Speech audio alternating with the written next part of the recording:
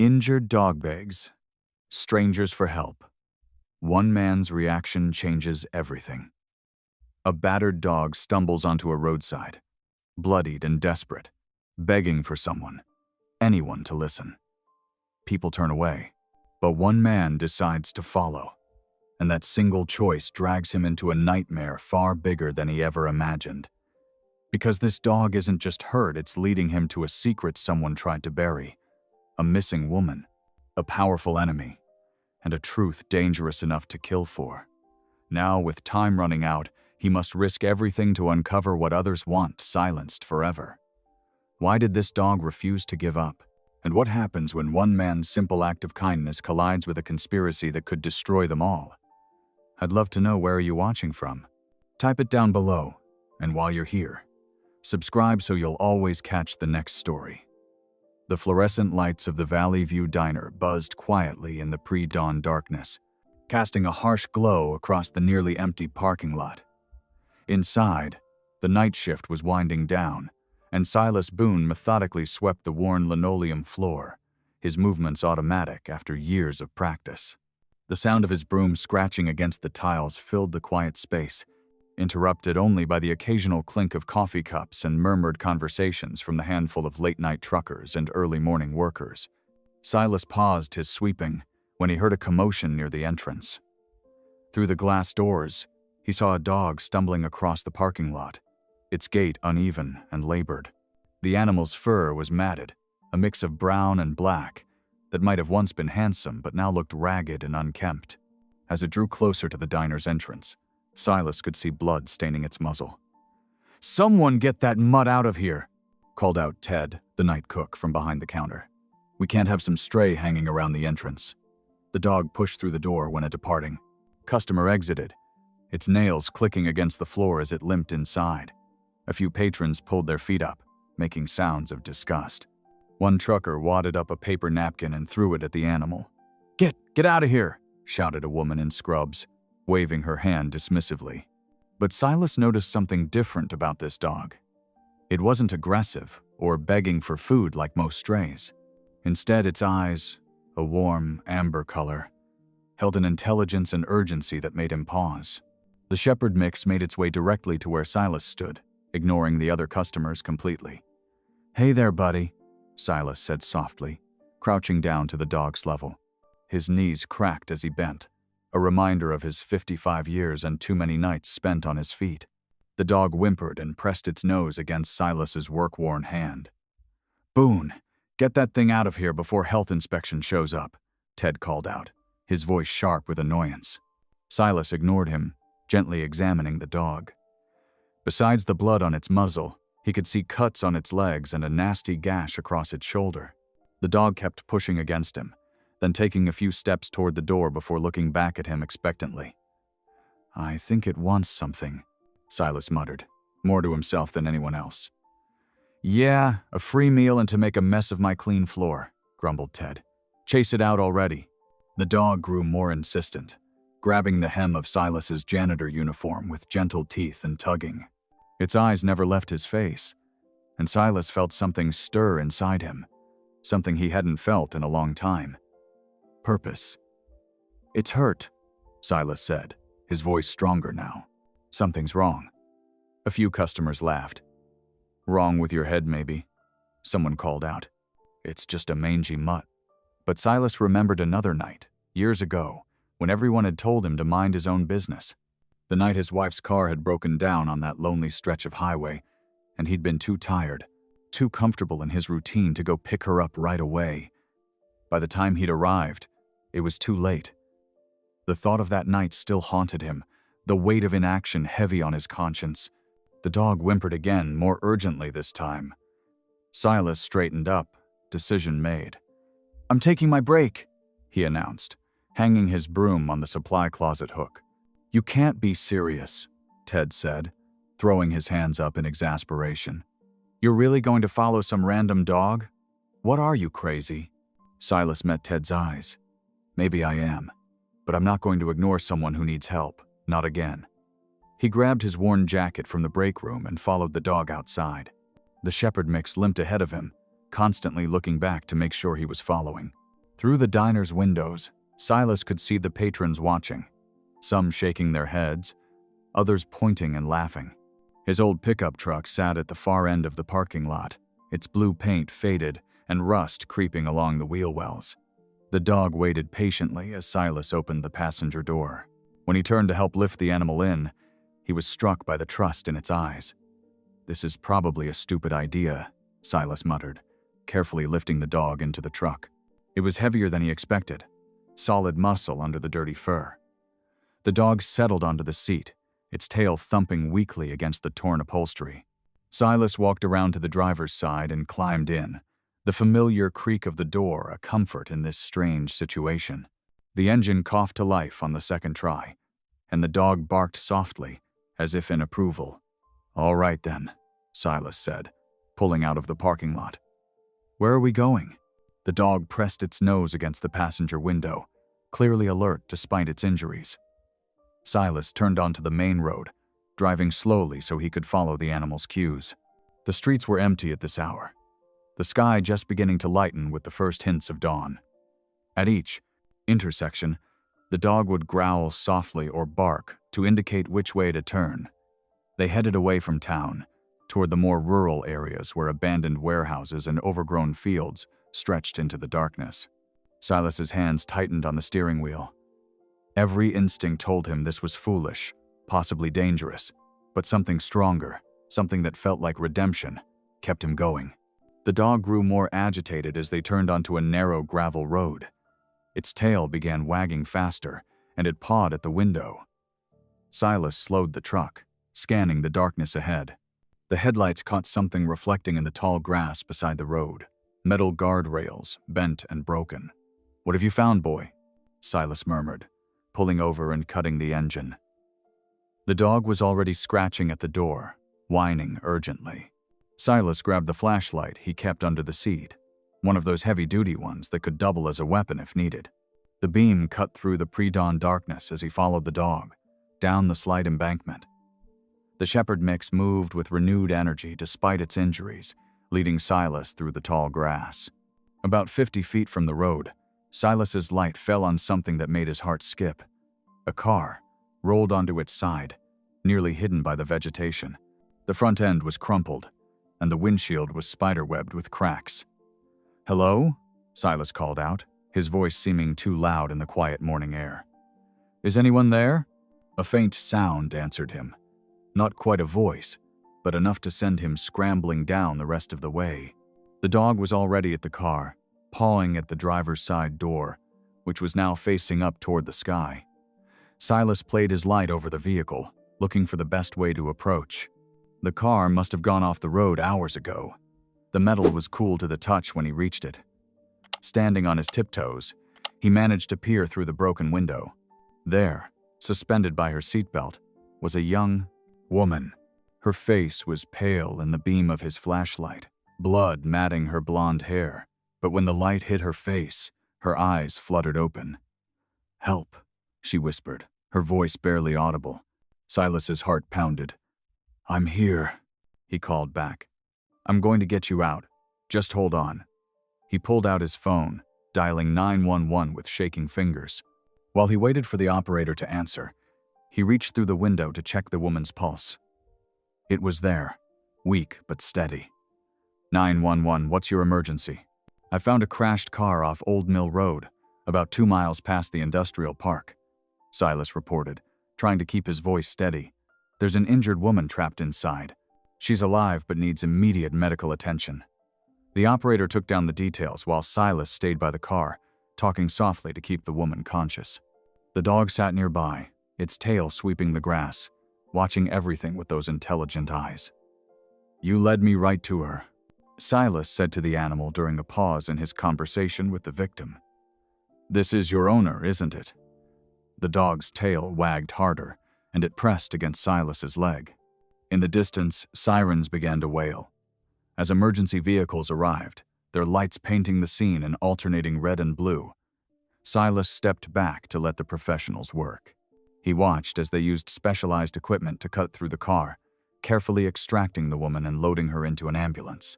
One of the paramedics approached him. "She's lucky you found her," Another few hours. He shook his head. How did you know she was here? Silas looked down at the shepherd mix, who sat proudly despite its injuries. I had a good guide. The paramedic noticed the dog's condition. That animal needs medical attention too. Want me to call animal control? No, Silas said quickly, surprising himself. No, I'll take care of him. As the emergency vehicles pulled away, Silas knelt beside the dog. Guess you and I both need to get patched up, huh? Know any good vets? The dog licked his hand, and for the first time in years, Silas felt the corners of his mouth turn up in a genuine smile. The sky was lightening now, the first real rays of dawn breaking over the horizon. Silas helped the dog back into his truck, this time with gentle hands that spoke of commitment rather than uncertainty. Let's get you fixed up, he said, starting the engine. And then, maybe you'd like to stick around for a while? The dog settled into the seat, as if it had always belonged there, its eyes already heavy with exhaustion but filled with trust. As Silas pulled back onto the main road, he felt something he hadn't experienced since that terrible night years ago, the weight of guilt lifting, replaced by the warmth of doing the right thing. Sometimes, he realized, redemption comes with 4 legs and a knowing pair of eyes. The early morning sun cast long shadows across the county roads as Silas's old pickup truck rumbled toward Delaney Veterinary Clinic. Every few minutes, he glanced at the shepherd mix sitting in his passenger seat, worried about the dog's labored breathing and the dried blood on its muzzle. The animal kept its eyes fixed ahead, as if it knew exactly where they were heading. The clinic sat at the edge of Pine County, a white wooden building with green trim that looked more like someone's home than a medical facility. A hand-painted sign swung gently in the morning breeze, and flower boxes hung beneath the windows, bursting with colorful blooms despite the early hour. Silas parked in the empty lot and turned to the dog. Almost there, buddy. Let's get you some help. The animal's tail thumped weakly against the seat in response. Getting out, Silas walked around to the passenger side and carefully lifted the dog into his arms. It was heavier than he expected, solid muscle beneath the matted fur. As he approached the clinic's front door, a young woman in scrubs appeared, rushing to hold it open. "Oh my goodness," she said, her eyes widening at the sight of the injured animal. "Bring him right this way." Silas followed her through a waiting area that smelled of pine cleaner and into an examination room. The woman moved with quiet efficiency, clearing space on a metal table. "I'm Marin Delaney," she said, helping Silas settle the dog onto the table. "What happened?" "He showed up at Jerry's diner about an hour ago," Silas explained, watching as Marin began a gentle examination of the dog. "Wouldn't leave me alone until I followed him. Led me to a crashed car with an injured woman inside." Marin's hands paused in their work. "Really? That's incredible." She leaned in closer to examine the dog's muzzle. Some of these cuts looked defensive. Poor thing must have been trying to protect someone. The dog lay still under her careful touch, only whimpering slightly when she found particularly tender spots. Silas watched as she cleaned the wounds with practiced care, speaking softly to the animal the whole time.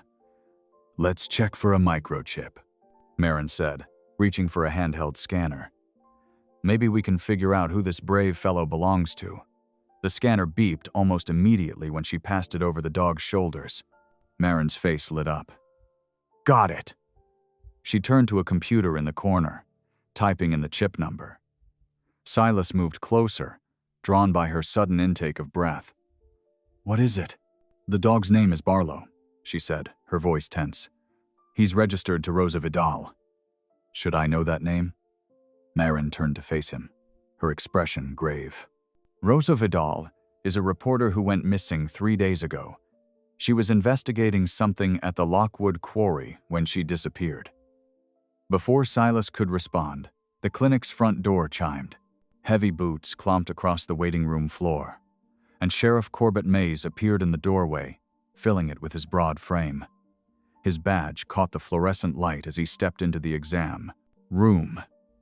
"Got a call about a dog involved in finding a crash victim," he said, his voice carrying the weight of authority. His eyes swept over the room, landing on Barlow. "This? The animal?" Silas noticed how Barlow's muscles tensed at the sheriff's arrival. The dog's ears flattened against his head, and a low growl rumbled in his chest. "Yes, Sheriff," Marin answered, one hand resting protectively on Barlow's back. "And we've just discovered something important. He belongs to Rosa Vidal." Sheriff Mays's expression didn't change, but something flickered in his eyes. "Is that so? This could be a lead," Marin pressed. "If Barlow was with Rosa when she disappeared." "Miss Delaney." The sheriff cut her off, his tone dismissive. "We've got a full investigation running into Miss Vidal's disappearance. What we need right now is to focus on the crash victim this dog found. I'll have animal control pick him up later today." Silas watched as Barlow pressed himself against Marin, trembling slightly. The dog's reaction sent a chill down his spine. Something wasn't right. "With all due respect, Sheriff," Marin said, her voice firm despite her obvious nervousness. "Barlow needs medical care and observation. He's dehydrated and injured.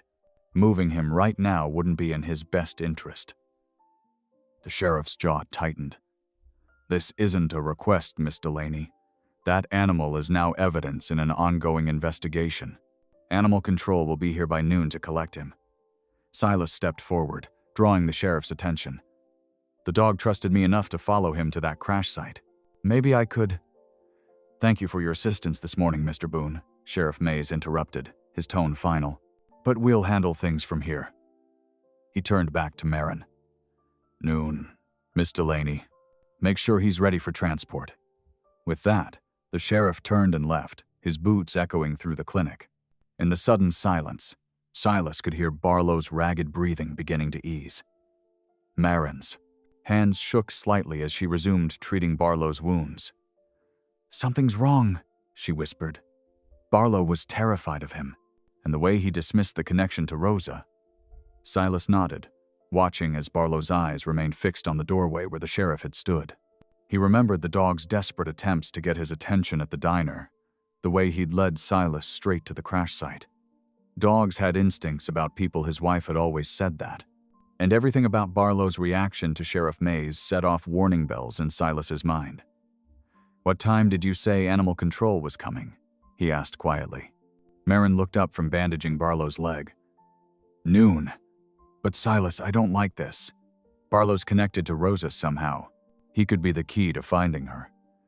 Silas reached out to pat Barlow's head, and the dog leaned into his touch, those intelligent amber eyes meeting his with what seemed like desperate urgency. The sheriff's dismissive attitude, Barlow's fear, the connection to a missing reporter, it all added up to something darker than a simple car crash and a stray dog.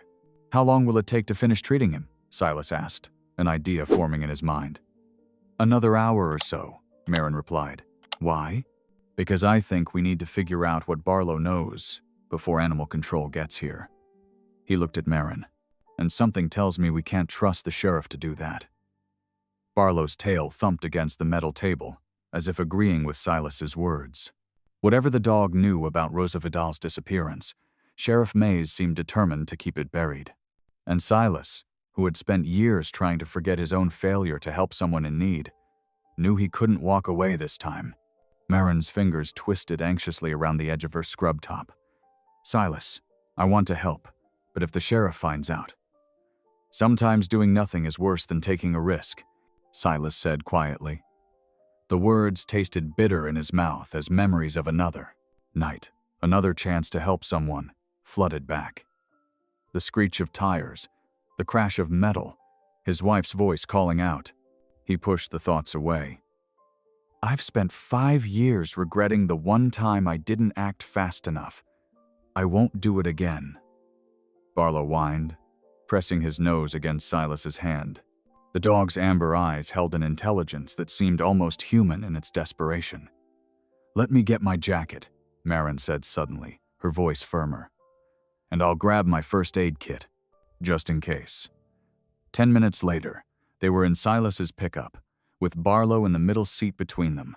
The dog sat alert, his ears pricked forward as Silas turned onto the mountain road. The morning sun had burned away the fog, revealing the steep slopes and sharp turns ahead. "Which way, boy?" Silas asked.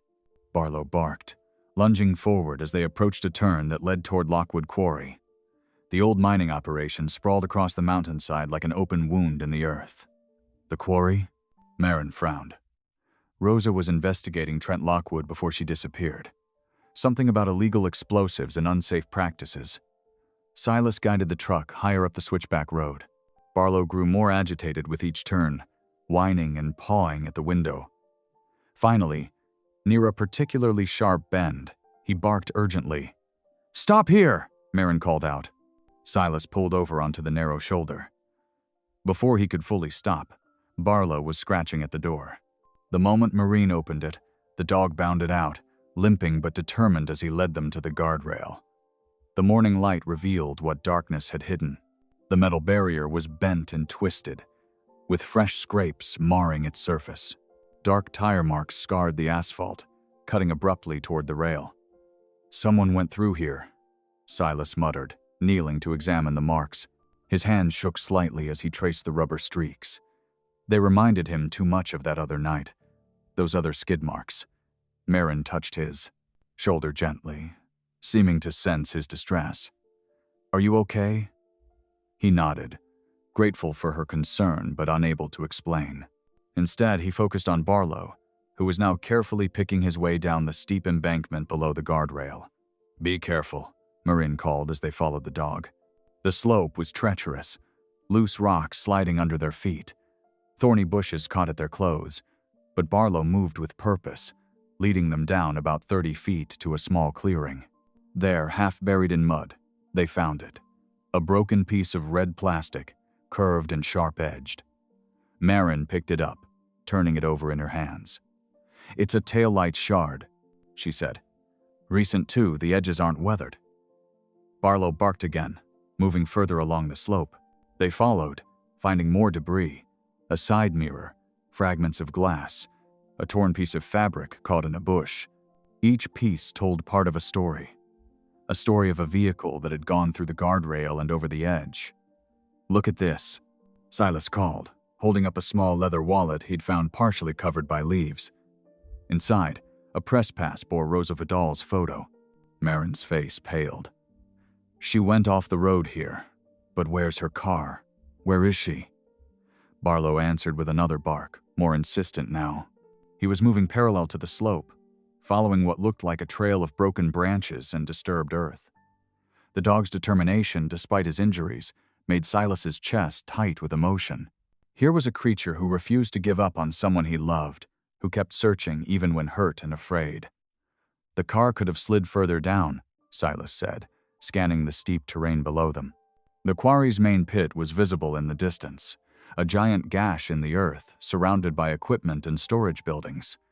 Or someone could have moved it. "You think this wasn't an accident?" Marin asked, her voice barely above a whisper. The sheriff's reaction to Barlow, Rosa's investigation into Lockwood. Silas shook his head. Too many coincidences. They continued following Barlow along the slope, documenting everything with photos on Marin's phone. The dog led them about 100 yards from the initial crash site before the trail went cold at a gravel access road that connected to the quarry. "Tire tracks," Marin pointed out. "Fresh ones. Someone's been up here recently." Barlow sat down heavily, his energy finally flagging. The morning's exertions had taken their toll on his injuries, but his eyes remained fixed on the gravel road, and a low whine escaped his throat. "You did good, boy," Silas said, kneeling beside the dog. "Real good." He looked up at Marin. "We need to get him somewhere safe before noon. If animal control takes him, they'll take him to the county shelter," Marin finished, "where the sheriff will have full access to him." She was quiet for a moment, then squared her shoulders. "My clinic has a back entrance. We can keep him in the recovery room. It's private, and I'm the only one with a key." Silas nodded, relief flooding through him. "Thank you." As they carefully made their way back up to the truck, Silas couldn't shake the feeling that they'd stumbled onto something much bigger than a missing person case. The crash site, hidden from the main road's view, the sheriff's strange behavior, Rosa's investigation into the quarry. It all pointed to something sinister. But this time, Unlike that night 5 years ago when he'd hesitated too long to help his wife, Silas wouldn't stand idle. He looked down at Barlow, who leaned trustingly against his leg despite his obvious exhaustion. The dog had chosen him for a reason, and Silas was determined to see it through. "We'll need to be careful," Marin said as they helped Barlow back into the truck. "If the sheriff or Lockwood find out what we've discovered." "Sometimes the right thing isn't the safe thing," Silas replied, thinking of Rosa somewhere out there, possibly hurt, and counting on someone to find her. "And sometimes you have to act, even when you're scared." Barlow settled between them again as they started back down the mountain. His mission wasn't over. They could all sense that. But he'd shown them the first piece of the puzzle, and now it was up to them to figure out what to do next. The morning sun climbed higher as Silas and Marin followed the gravel access road deeper into Lockwood Quarry territory. Barlow's ears perked up suddenly, and he pressed his nose against the passenger window, whining with renewed urgency. Silas slowed the truck, scanning the rough terrain. The quarry's main pit gaped below them like an open wound in the earth, its terraced walls dropping away in steep shelves. But it was the narrow gorge to their right that caught his attention, a natural formation that channeled runoff from the higher elevations. "Hold on," he muttered, pulling the truck as close to the edge as he dared. The morning light revealed what darkness had hidden. Tire tracks leading right to the guardrail's edge, where fresh scrapes marked the metal. Marin grabbed his arm. "There!" She pointed to a glint of metal far below, partially obscured by brush and shadow. "Is that?" Silas squinted against the glare. About 50 feet down the slope, wedged against a concrete drainage culvert, sat a dark-colored sedan. Its front end was crumpled, and water from the recent rains swirled around its wheels. Barlow erupted into frantic barking, confirming their worst fears. It was Rosa's car. "We need to call for help," Marin said, already pulling out her phone. "The rescue squad?" "No signal," Silas cut in, checking his own phone.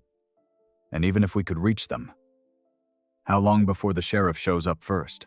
He was already moving to the truck's bed, where he kept an old winch and cable from his mechanic days. There might not be time. The gorge echoed with the sound of rushing water. The recent rains had swollen the normally trickling stream into something more dangerous, and more water was visibly seeping from the culvert's mouth. "You can't go down there alone," Marin protested, watching as Silas secured the winch to his truck's frame. "It's too steep, too dangerous. Someone's got to try." Silas tested the cable's strength, then fastened the harness around his waist. His hands were steady, but his heart hammered against his ribs. Just like someone should have tried harder the night Sarah had her accident. Understanding softened Marin's expression. "Your wife," Silas nodded, throat tight. 5 years ago, car went off the road in a storm. I was too cautious, waited too long for help to arrive." He checked the harness one final time. "Not making that mistake again." Marin squeezed his arm. "I'll monitor the cable. 3 tugs means pull you up fast." She held Barlow's collar as the dog tried to follow Silas. "Stay, boy. Let him work."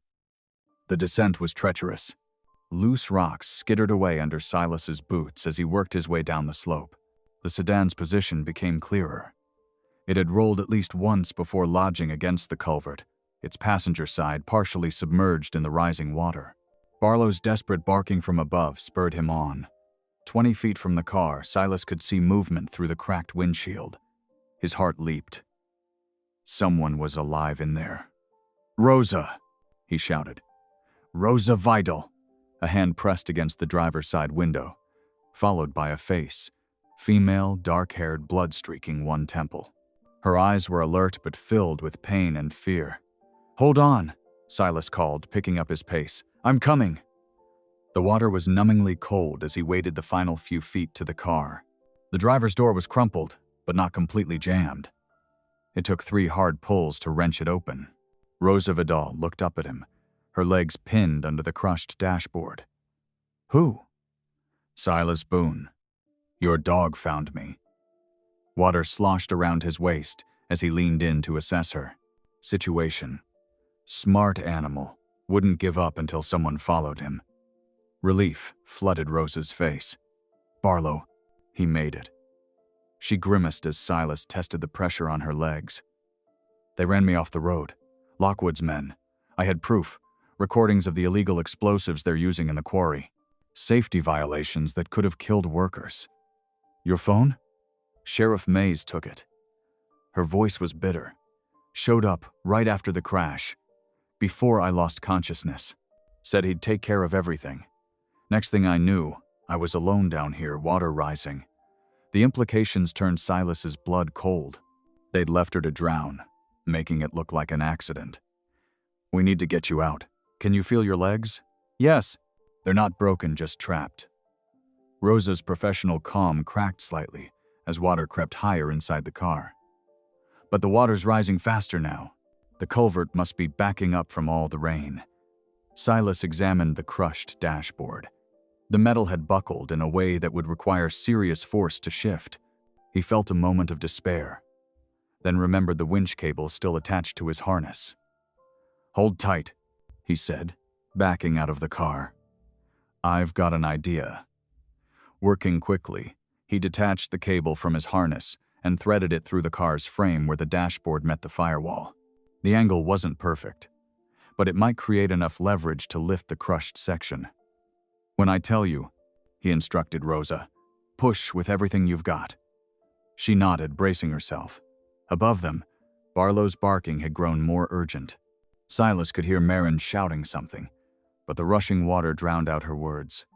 He gave the cable 3 sharp tugs. Their signal. The winch engaged with a whine of stressed metal. The cable went taut, pulling against the dashboard's weight. For a heartbeat, nothing happened. Then, with a screech of tortured metal, the crushed section lifted just enough. Rosa shoved hard with both hands, twisting, her body sideways, and suddenly her legs were free. "Come on." Silas helped her out of the car, supporting her weight as her legs trembled. The water was chest deep now, its current trying to pull them both under. "Can you climb?" "I'll manage." Despite her obvious pain, determination hardened Rosa's features. "I've got too much to tell to die down here." They fought their way through the swirling water to the slope.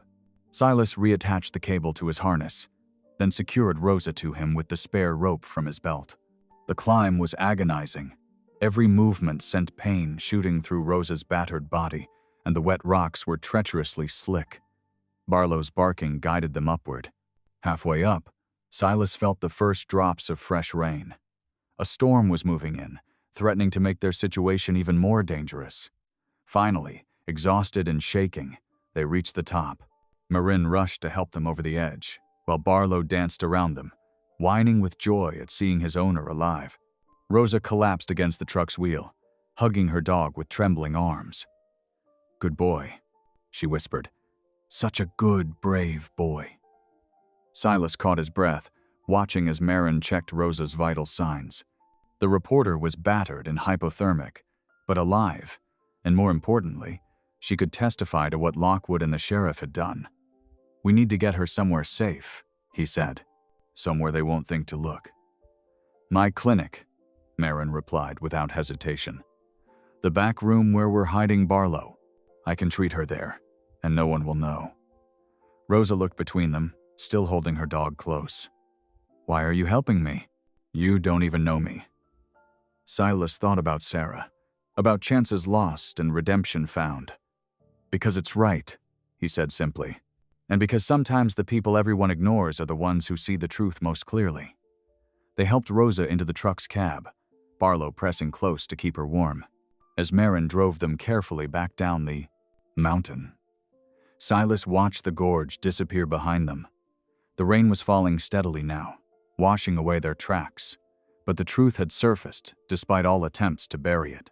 Rosa was alive, with evidence that could expose both Lockwood's crimes and the sheriff's corruption. The real work, and real danger, was just beginning. The rain fell harder now, turning the muddy ground treacherous beneath their feet. Silas helped Rosa lean against the truck's hood while Marin checked her injuries. Barlow stayed pressed against his owner's leg, refusing to leave her side even for a moment. Through the increasing downpour, distant engines growled.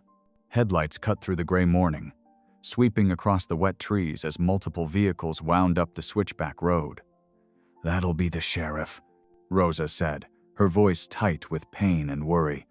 "He monitors the emergency channels. Someone must have spotted us up here." Silas's hands clenched into fists. After everything they'd done to get Rosa out alive, he couldn't let Maze push them aside now. But the approaching vehicles weren't giving them many options. 3 patrol cars pulled up in a semicircle, their lights flashing against the rain.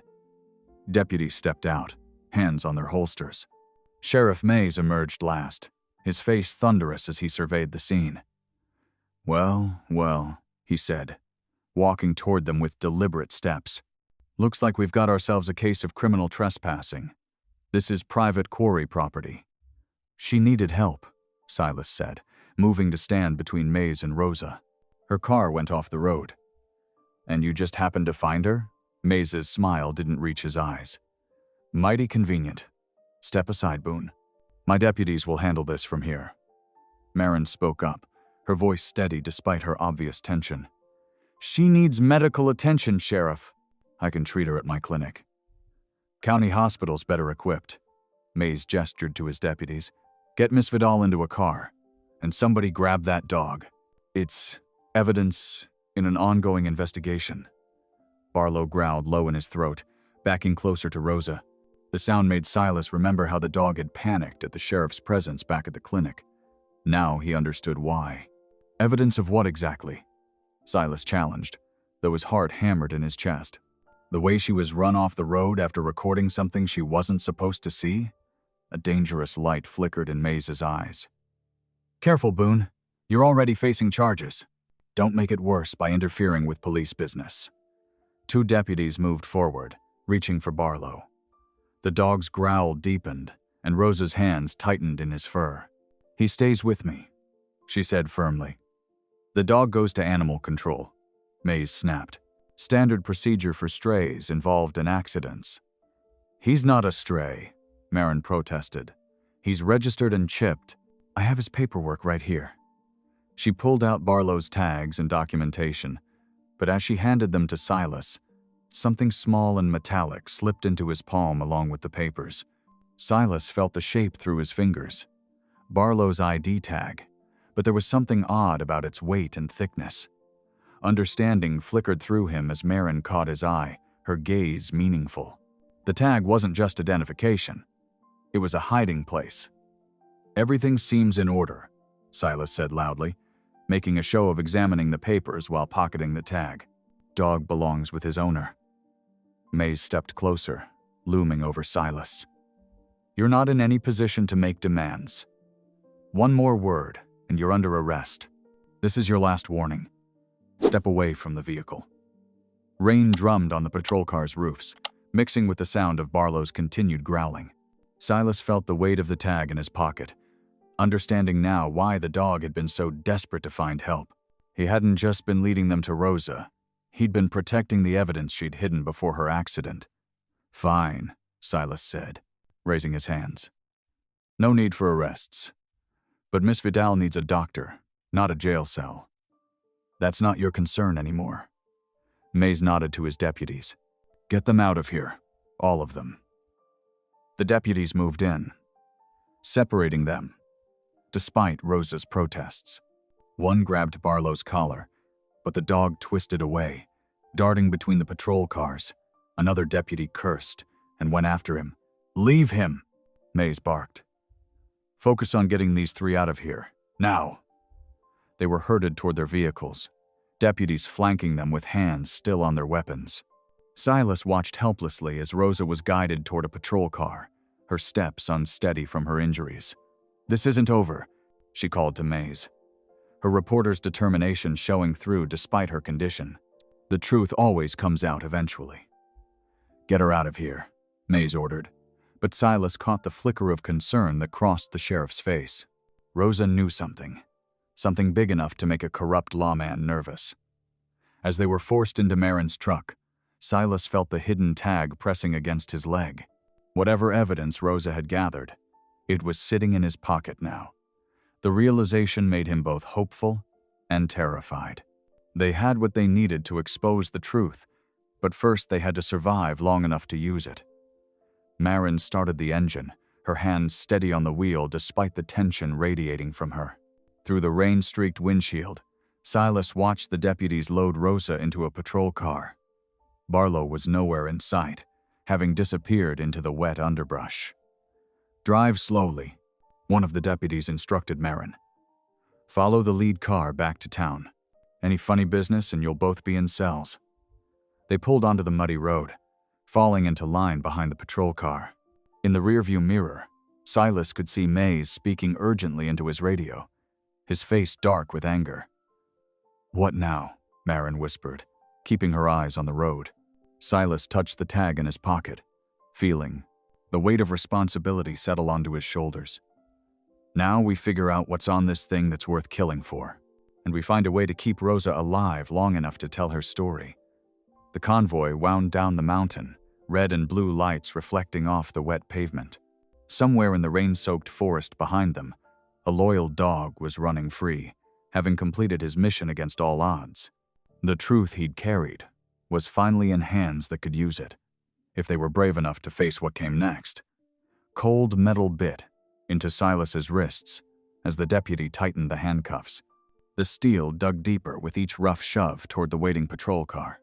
Through the drizzling rain, he watched Sheriff Mays strutting between the vehicles, barking orders with the smug confidence of a man who thought he'd won. "Careful with that one," Mays called to his deputies, jerking his thumb toward Silas. "He's got a habit of sticking his nose where it doesn't belong." The patrol car's back door swung open with a heavy creak. Silas tried to resist as they pushed him toward it, but a firm hand on his head forced him to duck inside. The door slammed shut with a final sounding thunk, trapping him in the cage-like back seat. Through the rain-streaked window, he could see Marin helping Rosa up the treacherous slope. Rosa's face was pale with pain, but determination burned in her eyes as she gripped Marin's steady arm. The young vet tech moved with careful precision, supporting Rosa's weight while searching for stable footing on the muddy incline. "Easy does it." Marin's voice carried faintly through the glass. "We're almost to level ground." A mechanical whine cut through the air, making Silas's heart skip. The quarry's warning system, the daily countdown before the scheduled blast. His stomach churned as he remembered Rosa's words about illegal explosives. If they set off charges now, they could bury all evidence of the crash. 10 minutes to blast, a worker's voice echoed across the gorge. "Clear the area." Silas yanked against the handcuffs, metal scraping his wrists raw.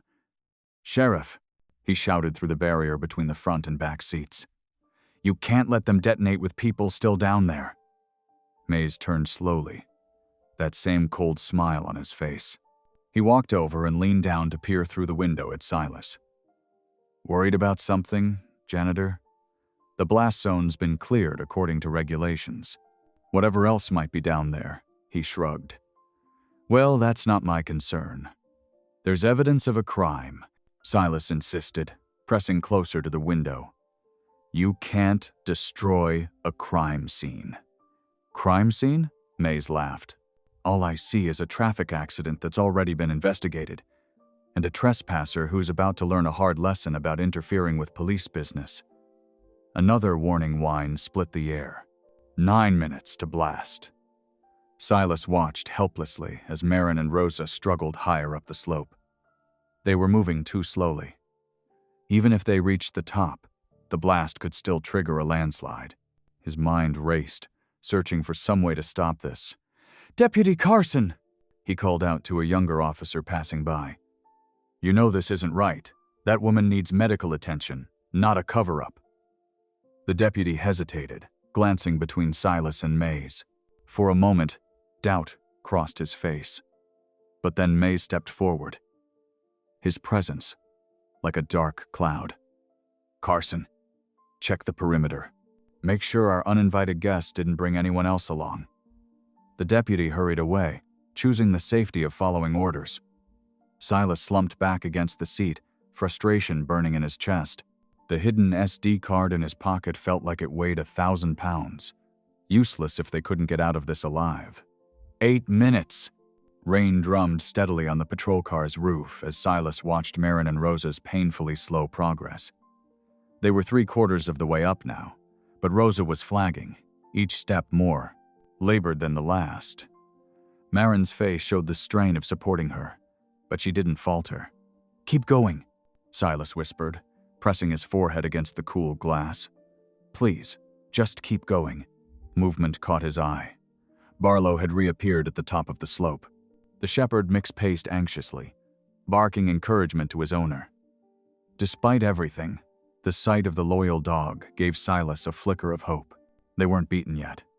7 minutes to blast, final equipment check. The quarry burst into frantic activity.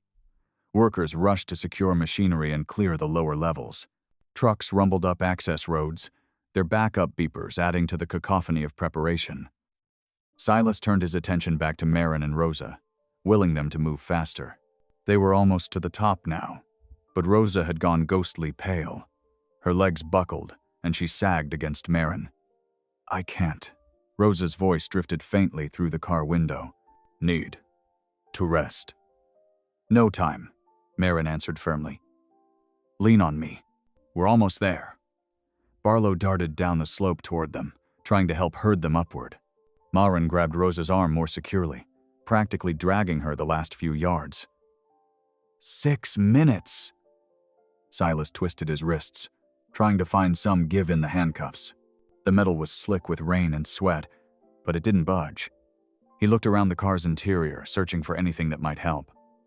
The barrier between front and back seats was solid. The doors were locked. He was trapped. Through the windshield, he could see Mays conferring with Lockwood's site foreman. Their heads were close together, faces grim as they gestured toward the slope. Whatever they were planning, it couldn't be good. 5 minutes to blast. Final warning. Marin and Rosa finally crested the slope, collapsing onto level ground. Barlow pressed against Rosa's side, whining softly. She wrapped her arms around the dog's neck, burying her face in his wet fur. But their ordeal wasn't over. 2 deputies immediately moved to separate them, pulling Rosa away from Marin despite their protests. Silas watched in growing dread as they led Rosa toward another patrol car. 4 minutes! This is wrong, Silas shouted, not caring who heard anymore. She needs a hospital, not a jail cell. There are people who know she's here. You can't just make her disappear. Mays appeared at his window again, that same cold smile in place. "You'd be surprised what we can do, Mr. Boone. Small town like this, accidents happen all the time. People move away without warning. Stories get forgotten. 3 minutes to blast." The warning siren's pitch changed, becoming more urgent. Workers scrambled to their final positions. In the distance, Silas could see the blast shields being raised, massive steel plates designed to contain the explosion's force. "Please," Silas tried one last time, meeting May's eyes. "Whatever Lockwood's paying you, it's not worth this. You took an oath to protect people." Something flickered in the sheriff's expression. Doubt? Regret? But it was gone as quickly as it appeared, replaced by that mask of authority. 2 minutes! Marin was being herded toward her truck now, a deputy's hand firmly on her arm. She turned to look back at Silas, her face a mix of worry and determination. He could see her mouth moving but couldn't make out the words through the glass. The hidden SD card pressed against Silas's leg, a tiny weight that carried the truth about everything happening here. If they could just survive the next few minutes, if they could just get that evidence to someone who would listen. 1 minute to blast, clear the zone. The final warning klaxon blared across the quarry. Silas watched helplessly as the deputies hustled Marin and Rosa into vehicles, as Mays strode away with that satisfied smirk, as Barlow paced anxiously between the patrol cars. Time was running out. The truth was in their hands, but it wouldn't matter if they couldn't live to reveal it. Silas pressed against the window, silently praying that someone, anyone, would realize what was happening and stop this before it was too late.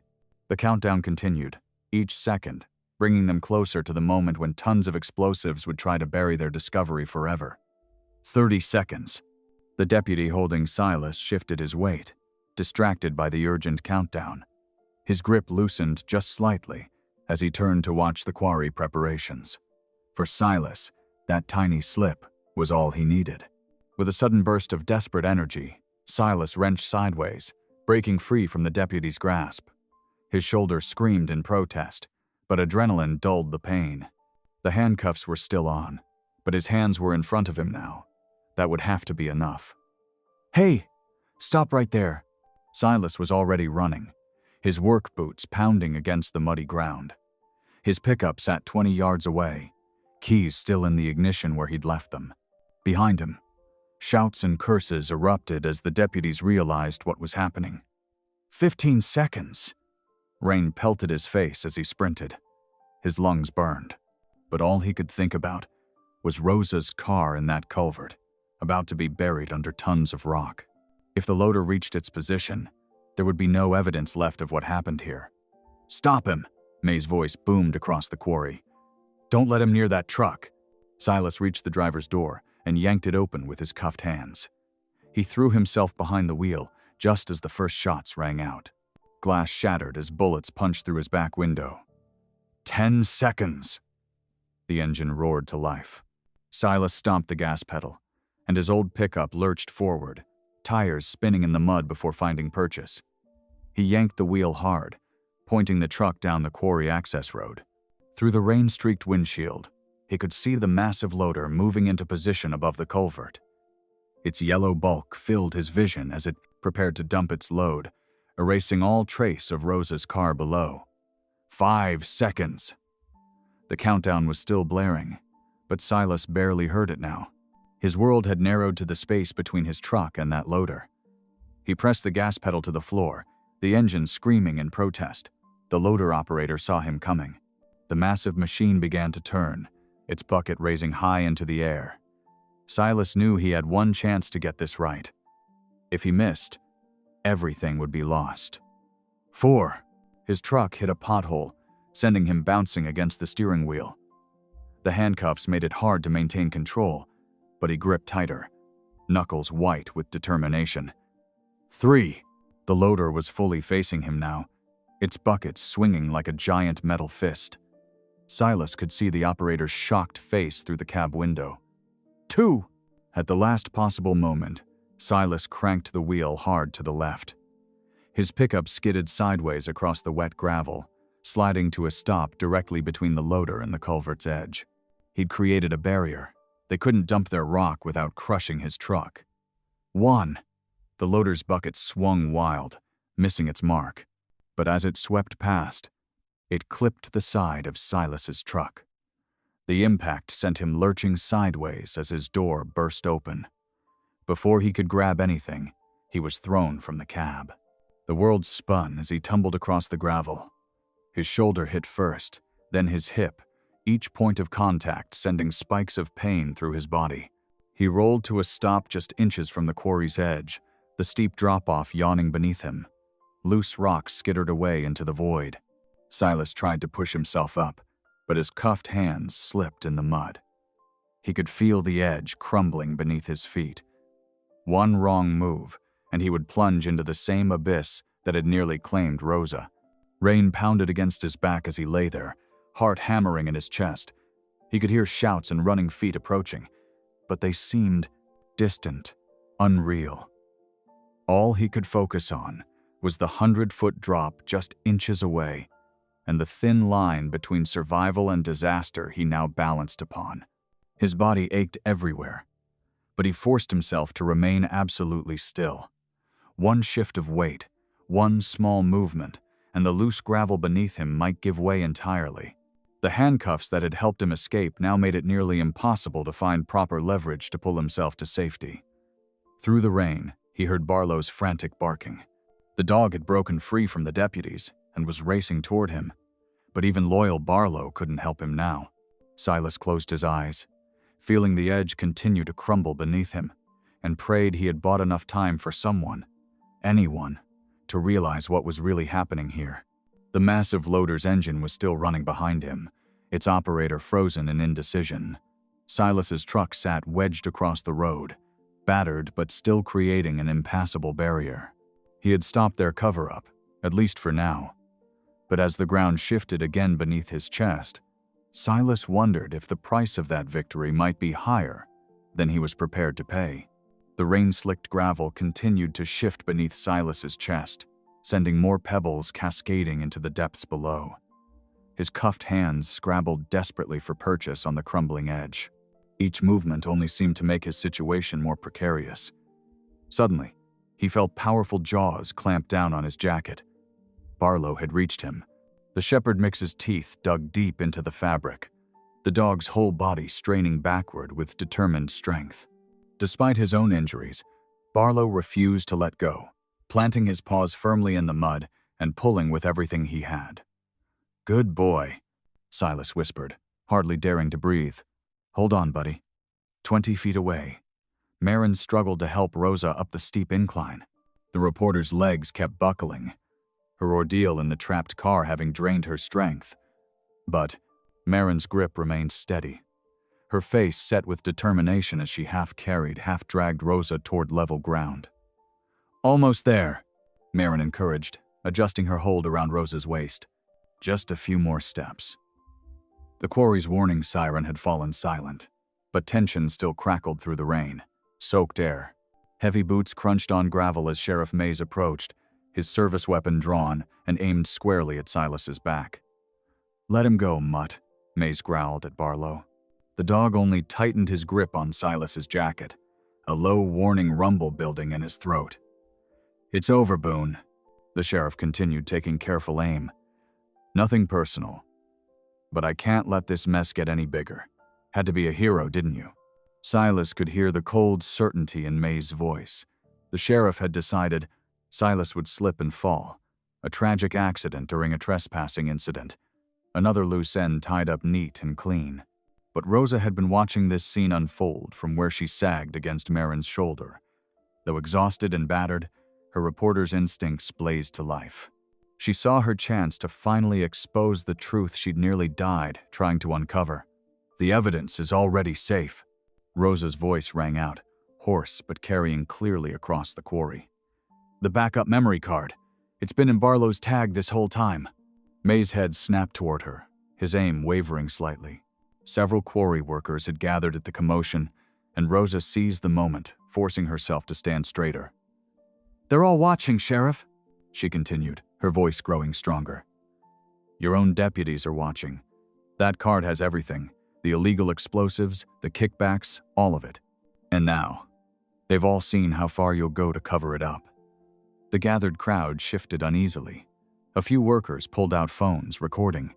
May's face had gone stark white beneath the rain. "She's delirious," he snapped. But uncertainty had crept into his tone. "This woman's been trapped in a wreck for hours. She doesn't know what she's saying." "I know exactly what I'm saying," Rosa pressed on. "I know about the unmarked shipments, the missing inspection reports, the accidents that keep happening to anyone who asks questions. And now everyone here knows too." More phones appeared among the onlookers. A few deputies exchanged troubled glances, their hands straying toward their own weapons, but not aiming at Silas anymore.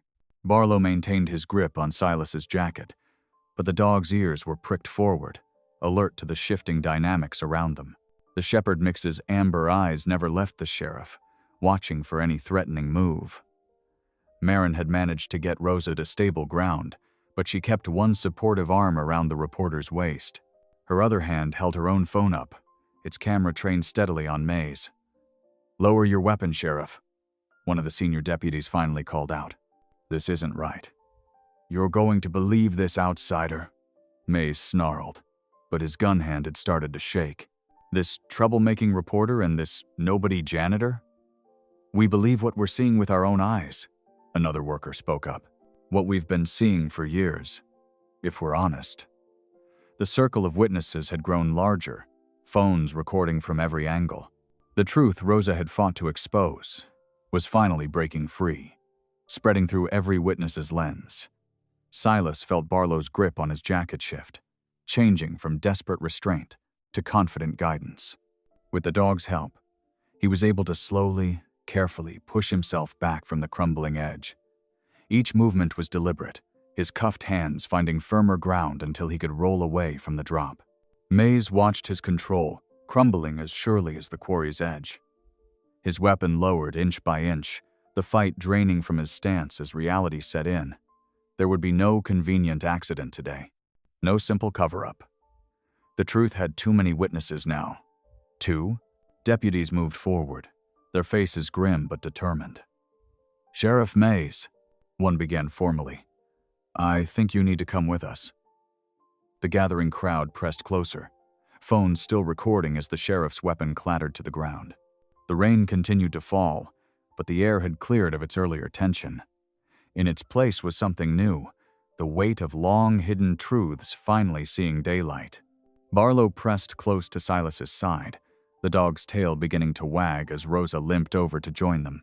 She reached down to scratch behind the shepherd mix's ears, her hands trembling with exhaustion but her eyes bright with triumph. "Good boy," she whispered. "The very best boy." The gathering crowd had barely started to absorb Rosa's revelations when a new threat cut through the tension, the deep, penetrating wail of the quarry's blast siren. Its warning echoed off the stone walls, a sound that usually signaled routine operations but now carried a far more sinister meaning. Trent Lockwood burst from his truck, his expensive suit muddied as he stormed toward the assembled group. His face was twisted with barely contained rage as he shouted over the siren's cry. "Clear the blast zone! Everyone back to your stations!" His voice carried the weight of decades of unquestioned authority. "This is a scheduled detonation. Anyone interfering will be fired on the spot." The quarry workers shifted uneasily, caught between ingrained obedience and the horrifying realization of what a blast would mean for the people below.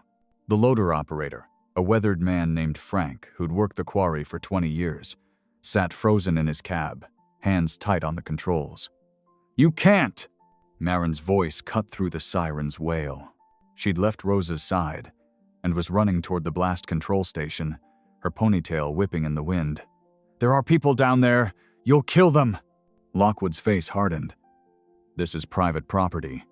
If trespassers got themselves into a dangerous situation, that's hardly my concern." He turned to Frank in the loader. "Clear that truck. Now." But Frank didn't move. His gaze shifted between Lockwood and the scene below. Silas still pulling himself to safer ground, Rosa barely standing, the loyal dog that had led them all here. 20 years of following orders warred with his conscience. "Frank?" Lockwood bellowed. "Do your job." The loader operator's hands tightened on the controls, then deliberately lifted away. "No, sir," he said, his voice quiet but firm. "Not this time." Marin had reached the blast control station, where the blast boss stood by the sequence controls. "You have to stop it," she pleaded, gesturing frantically at the scene below. "That's Rosa Vidal down there, the reporter who went missing last week. They tried to kill her to keep her quiet." The blast boss's eyes widened at Rosa's name. Everyone in the county knew about her disappearance. The implications of what his routine blast could help cover up hit him like a physical blow. 3 minutes to detonation," called out the automated warning system. Lockwood's composure cracked. "I own this quarry," he shouted, spittle flying. "I own this whole county." "You'll do as I say, or what?" Rosa's voice carried clearly, though she could barely stand. "You'll arrange another accident? Add more bodies to the ones you've already buried?" The blast boss looked at his controls, then at the growing crowd of witnesses with their phones still recording. His hands moved to the shutdown sequence. 2 minutes to detonation. Stop! Lockwood lunged toward the control station, but 2 quarry workers stepped in his way. Others moved to join them, years of suspicion and buried doubts finally finding expression. 1 minute to detonation. The blast boss's fingers flew over the controls, racing against the countdown. Warning lights flashed as he input the emergency shutdown codes. The siren's wail changed pitch, becoming more urgent. 30 seconds. To detonation. Sweat beaded on the blast boss's forehead as he worked. One wrong keystroke could doom them all. The gathered crowd held their breath, phones still recording as the drama played out. 15 seconds to detonation. The final code sequence went in. For a heart-stopping moment, nothing happened. The siren continued its countdown wail. 10 seconds. 9. 8. Then suddenly blessed silence fell. The warning lights shifted from red to green. The blast sequence was aborted. A collective exhale swept through the crowd. The blast boss sagged against his control panel, hands shaking. Below, Silas finally managed to sit up, Barlow still pressed protectively against his side. Marin rushed back to support Rosa, who looked ready to collapse now that the immediate danger had passed. Lockwood stood rigid, watching as his authority crumbled along with his schemes. The quarry workers who had feared him minutes ago now formed a solid wall between him and the controls, phones documenting his every move. The rain began to slacken, as if nature itself was acknowledging the shift in power. Morning sunlight broke through the clouds, illuminating the scene. The gathered witnesses, the defeated conspirators, and the unlikely heroes who had brought truth to light. Frank climbed down from his loader cab, walking over to help support Rosa's other side. "Ma'am," he said quietly, "I reckon we all owe you an apology. We knew things weren't right here, but we kept quiet too long." Rosa managed a tired smile. "It's not too late to make it right," she said. "Your testimony will help make sure this never happens again." More workers stepped forward, offering to help, to testify, to finally speak up about all they'd witnessed over the years. The wall of silence Lockwood had built through intimidation and payoffs was crumbling faster than any blast could have managed. The blast boss emerged from his control station, still shaken but resolute. He walked straight to the plank day, nearest deputy. "I've got records," he said firmly. "Documentation of every unauthorized blast, every skipped safety check. Been keeping copies, just in case. Guess it's finally time to hand them over." The silence that followed the aborted blast was deafening. Even the morning birds seemed to pause their songs, as if sensing the gravity of what had just transpired at Lockwood Quarry. Water dripped from the surrounding rocks, the only sound breaking through the tense quiet. The deputies, reading the changing tide in the air, slowly lowered their weapons. Their eyes darted between Sheriff Mays and the growing crowd of quarry workers, uncertainty plain on their faces. These were men who had followed orders for years, but now those orders were being questioned in the harsh light of day. Rosa Vidal stood trembling between Marin and Frank, her clothes still damp from the flooding culvert. Despite her exhaustion, her eyes blazed with the same determination that had driven her investigation from the start. "Marin," she said, her voice hoarse but steady. "Your tablet, please." Marin pulled her work tablet from her medical bag, handling the tiny SD card from Barlow's tag with careful fingers. The loyal shepherd mix sat alert at their feet, watching the proceedings with intelligent eyes.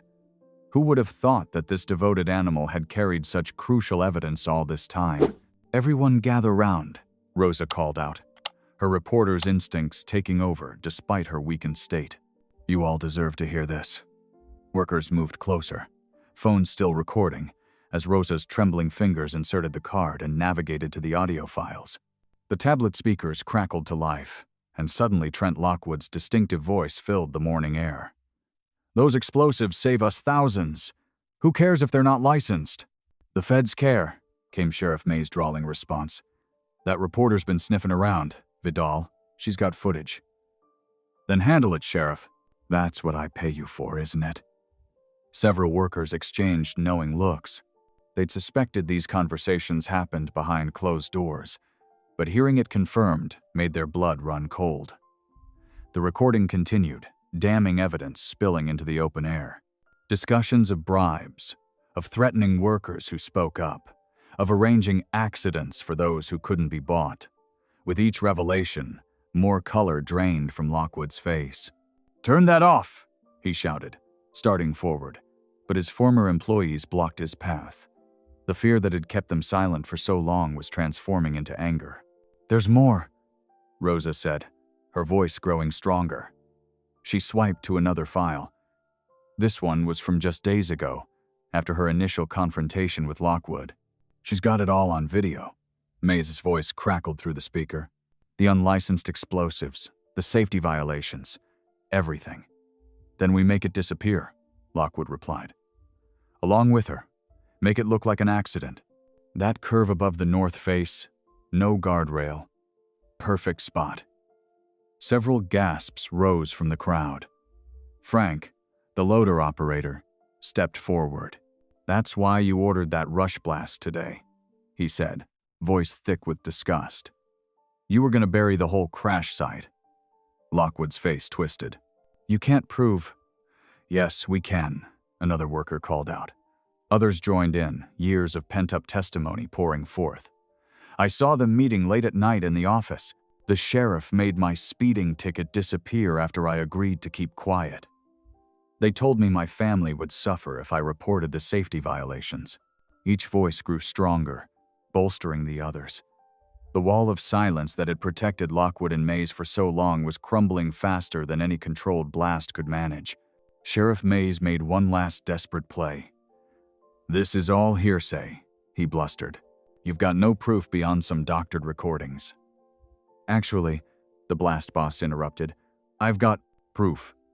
He held up a thick folder. Every unauthorized blast, every skipped safety check, every special payment that came through my department. All documented, with dates and signatures. You kept records? Lockwood's voice rose to a shriek. Insurance, the blast boss said grimly, in case something like this ever happened. I'm not going down for your crimes, mister. Lockwood. One of the younger deputies stepped forward, unhooking his handcuffs. The look he gave his sheriff was equal parts disgust and determination. Sir, he said firmly, I think you need to come with me. Are you insane? Mays snarled. I'm your superior officer. Not anymore, the deputy replied, and the click of the handcuffs closing around Mays' wrists seemed to echo across the quarry. Another deputy moved to secure Lockwood, who had deflated like a punctured balloon. The man who had ruled the county through fear and money now looked small and ordinary in the morning light. Rosa swayed on her feet, and Maureen quickly steadied her. The adrenaline that had kept her going was finally wearing off. Someone call an ambulance, Marin called out. She needs proper medical attention. Already done, Frank said, pocketing his phone. State police are on their way too. Figured they should handle this, given the circumstances. Barlow pressed against Rosa's legs, whining softly. She managed to reach down and scratch his ears. Good boy, she whispered. The very best boy. Silas, who had been quietly watching everything unfold, finally spoke up. Looks like Barlow knew exactly what he was doing, bringing me to that diner this morning. He's been trying to find help ever since the crash, Rosa said fondly. I taught him to fetch help if anything ever happened to me. Never thought he'd end up saving not just me, but this whole community. The sound of distant sirens began to float up from the valley. Workers were already organizing themselves, preparing to give statements. Some were pulling up old pline, photos on their phones, documentation they'd been too afraid to share before. Others were calling loved ones, voice shaking as they finally shared long-held secrets. Lockwood and Mays stood separate from the crowd, their former authority stripped away. They watched as their carefully constructed world of corruption and intimidation fell apart around them. The morning sun caught the handcuffs at their wrists, making the metal flash like justice itself. The first state police cruisers appeared on the quarry road, lights flashing. An ambulance followed close behind, its siren echoing off the rock walls. The gathered crowd parted to let them through, but no one left. They wanted to see this through to the end. Rosa leaned heavily on Marin's shoulder. Thank you, she said softly. All of you. Silas for believing in Barlow, Marin for helping us, and everyone here who finally found the courage to speak up. No, Frank replied, speaking for many. Thank you for giving us the chance to make things right. Barlow barked once, as if adding his own thoughts to the conversation. A ripple of tired laughter went through the crowd. Sometimes it took a dog's simple loyalty to remind humans of their own moral compass. The state police officers began taking control of the scene, securing evidence and separating witnesses for statements. The paramedics hurried to Rosa, but she insisted on giving her statement first. Some truths couldn't wait any longer to be told. Morning light continued to strengthen, chasing shadows from the quarry's depths. Like the darkness, long-buried secrets were finally being exposed to the light of day. Justice, delayed but not denied, was beginning its slow but certain work. The story blazed across news channels and social media within hours. Rosa's detailed exposé, published in the Valley Herald's special edition, laid bare every dark corner of Lockwood's operation. Her meticulous reporting revealed years of illegal blasting, environmental violations, and the web of corruption that had protected it all. One by one, quarry workers came forward. Men who had stayed silent for years now spoke openly about falsified safety reports and midnight explosions. They described how Sheriff Mays had threatened anyone who dared question Lockwood's methods. "That dog saved more than just Miss Vidal," Frank told reporters, scratching Barlow's ears. "He brought down the whole crooked system." The Shepherd mix became an overnight sensation, his determined search for help capturing hearts across the country. But Silas Boone wasn't around to see any of it. He'd slipped away during the chaos, driving his battered pickup home while police cars and news vans rushed past in the opposite direction. Sitting alone in his small apartment, he watched Rosa's triumph on his old television set. "She's the real hero," he muttered to himself, turning away from images of Rosa speaking confidently to cameras. "All I did was follow a dog." Despite the warmth of the morning sun streaming through his window, Silas felt cold inside. He couldn't shake the feeling that his small part in the drama hardly measured up to Rosa's years of determined investigation. The reporters called her brave, fearless, relentless in pursuit of truth. Silas just felt tired, wondering if anything he'd done really mattered in the grand scheme of things. A knock at Silas's door broke the evening silence. He opened it to find Marin standing there, her ponytail windblown and a manila envelope in her hands. Behind her, Barlow wagged his tail, his wounds nearly healed. "Can I come in?" she asked softly. Silas stepped back, suddenly aware of his shabby living room. Dusty photos of his late wife lined the walls. An old TV droned in the corner. Empty takeout containers cluttered the coffee table. Barlow padded in and settled at Silas's feet like he belonged there. The dog's amber eyes looked up at him with complete trust.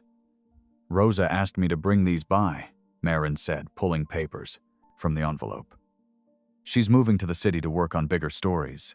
She wants Barlow to have a home here, with someone who proved they'd risk everything to do what's right." "I didn't do much," Silas mumbled, but Marin shook her head. "Without you listening to Barlow that morning, without you refusing to give up, Rosa would be dead, and the truth buried forever. You made all the difference." She placed the adoption papers in his rough hands. "Sometimes the bravest thing isn't making the big speech or writing the dramatic story. Sometimes it's just being willing to help when everyone else looks away." Barlow pressed his warm body against Silas's legs, refusing to budge. Looking down at the loyal dog, Silas felt something shift in his heart, a crack in the walls he'd built around himself.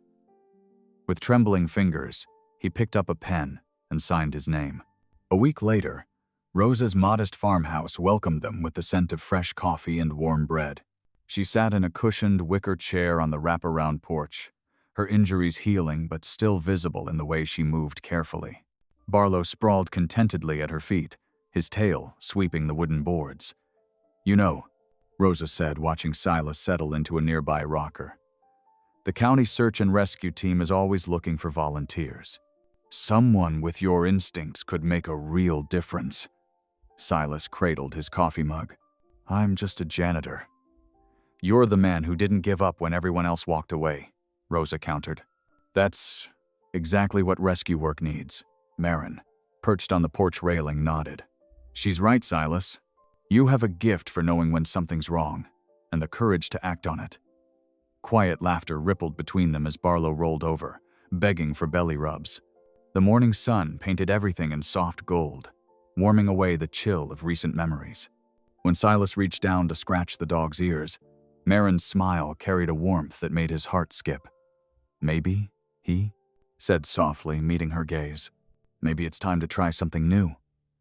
3 weeks later, Silas stood at the edge of a training course, watching as Barlow expertly navigated through the obstacle field. The shepherd mix's limp was barely noticeable now, as he bounded over fallen logs and squeezed through narrow passages, showing off the skills they'd been practicing. Marin worked alongside them, her ponytail swinging as she checked off items on the rescue team's qualification checklist. Her proud smile warmed Silas more than the morning Sunday. "Perfect form, you two," she called out as Barlow completed the course and trotted back to Silas's side, tail wagging with satisfaction. Silas knelt down to scratch behind Barlow's ears. "Who would have thought, buddy? From that broken dog at the diner to this?" His voice was thick with emotion. Looking up at Marin, he saw the same future he'd been afraid to hope for just months ago, one filled with purpose, love, and the chance to make a difference. Barlow barked once, clear and proud, as if agreeing.